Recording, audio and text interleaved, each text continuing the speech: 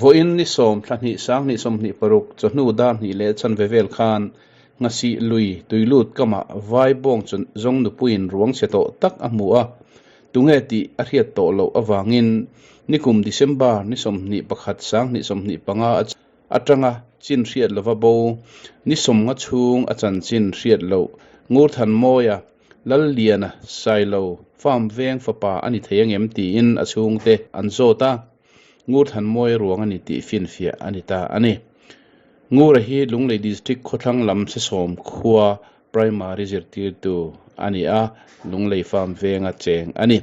hemi chungchang a hin ramthar OMA president pu jasi ala lungmona kan bia athusoi ingai thang u farm venga mi kan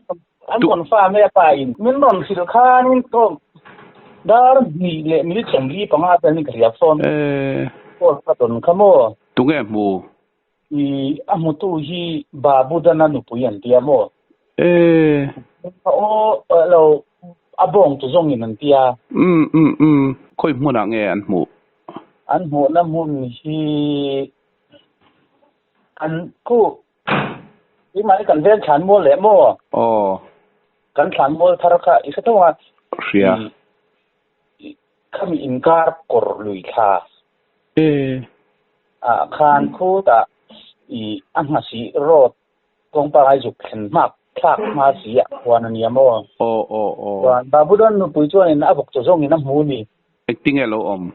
kora tang khanin sit so panga ve ran yang a han pik lu tu ka na ka mo yang khan ya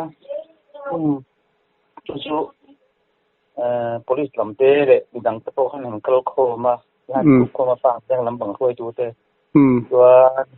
sam yang bo khan sei mai ngem ti te kha an han tia chuan a unau pa khan aron kal ben ni ngei khan a ria sam yang la ma ka in da phya sam yang a chuan apa ina kon fan ta kor ha ka jate tha ka te mo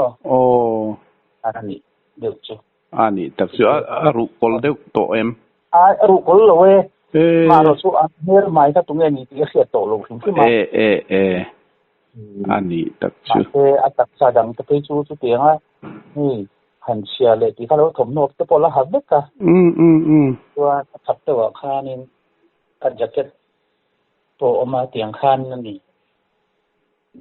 alo ba to mo ani tak chu zanin hianin postmortem a thei chuan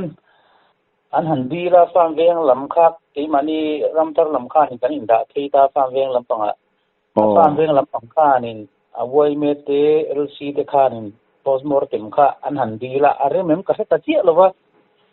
an the chuan zanina postmortem thei chuan zanina in vui le man tum ani chu kan veng area nia thawa turan mo na hi khulai ver po kha an zong ve viau tho ma ro chu a om na kha a ko kel tu ko mo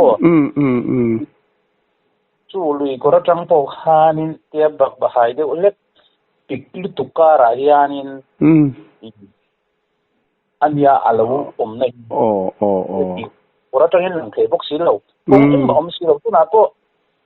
eng mo bong chu zong tak takina khatia anwa sa ta an va mu chau ko kha ne a pik tu ko mo ani tak chu to arim to hi a chuak khan vak lo ani mai thei om da kha no tang se thei ni lo wa la tang kan tin ni na chun lo him shima om na kha mo yang lai ve la bang de ani tak chu a phone kim ko palom